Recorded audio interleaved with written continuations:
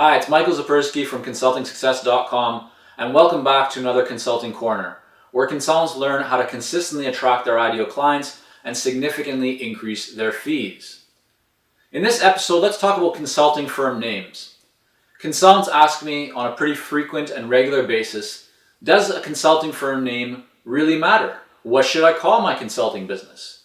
How should I position my consulting practice in terms of its naming? And it's a great question, and it's a question that a lot of people have when they're just getting started, or if you're looking to go out on your own or transition into a new consulting business. But does a consulting firm name, does your name really matter? And the answer to that is no. But the answer to that can also be yes. So it really depends on what your business is about and how you're looking to structure your business.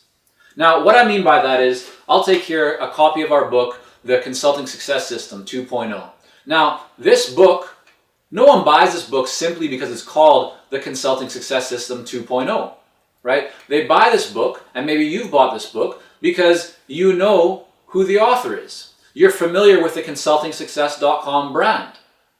And so when we talk about naming, it's more about the brand than is about the name, right? Most people don't just buy from a company called ABC or from a company called Heinz or Toyota or General Electric just because they think it's a cool name, right? You don't go and buy a Tesla just because you think that the Tesla name itself is cool, right? You make a buying decision, and your buyers, the buyers of consulting services, make those buying decisions based on the brand.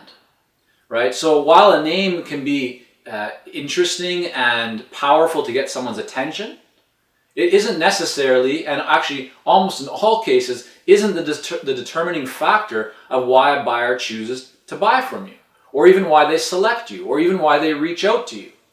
There's many other factors behind that in terms of your brand, your positioning, your expertise, your value proposition, you as a person. And so if we ask ourselves the question, does it really matter what I call my consulting firm? The answer would be no, because it's not so much just about your name in terms of how you call your consulting business. It's more about how you have established and built and developed your brand in the marketplace that people will come to know you by. That is the deciding factor. But the other part of this that we want to look at in terms of your consulting firm name is that many consultants end up just using their own name. They use their last name, or they even just call their business, their own name. So John Henry Consultants or Sarah Whitaker Associates, right? There's many different people out there, many consultants that just simply use their name. And the question around that is, does it make sense? Is that a good thing to do? And the answer to that is, again, it depends on what your goals are. If you're structuring your business where you are the brand, right, where it's really a personal consulting brand that you are establishing, and a buyer is going to be reaching out to buy from you because they see you as the expert, the authority, then certainly using your name as the business name makes a lot of sense, because that's what people are going to be searching for online. They're going to see you speaking, they're going to read your book, they're going to check out a report or a video or a podcast or whatever it might be. They're going to hear about you, they're going to know you as the brand, and they're going to search you out online. Or if they're going to ask someone else, but then it's important that they're able to find you. But if your plans, if your goals with your consulting business are to create a business that is much larger than you, that isn't only about you, where there are going to be many other consultants or many other staff or employees as part of the business, then at that time, at that stage, it makes a lot more sense to consider not having the brand and the name only about you, but something that conveys much more about what you do as a consulting firm.